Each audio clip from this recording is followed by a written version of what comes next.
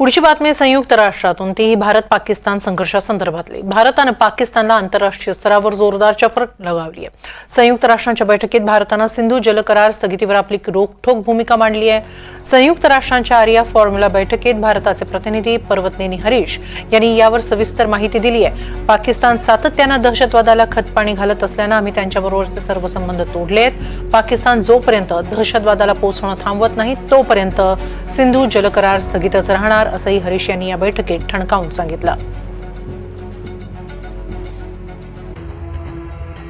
भारताने 65 वर्षांपूर्वी अत्यंत सद्भावनेने सिंधू जल करार केला होता।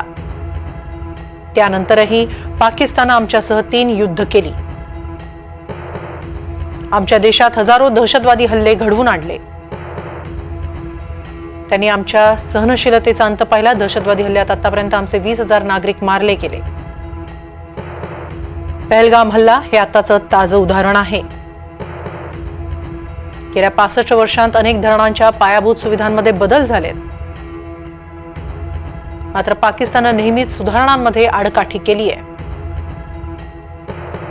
2012 मध्ये दहशतवाद्यांनी तुलबुल प्रकल्पावर हल्ला केला होता। आमचे प्रकल्प ठप्प पडले, धरणांची नागरिकांची सुरक्षा धोक्यात आली। तरी आम्ही सिंधू जल करारावर चर्चा करण्याचा प्रयत्न केला, मात्र आमच्या हाती काय आलं तर केवळ हल्ले। आता दहशतवाद थांबत नाही तोपर्यंत स्थगिती कायम आहे, अशी भूमिका भारताने संयुक्त राष्ट्रांसमोर मांडली आहे।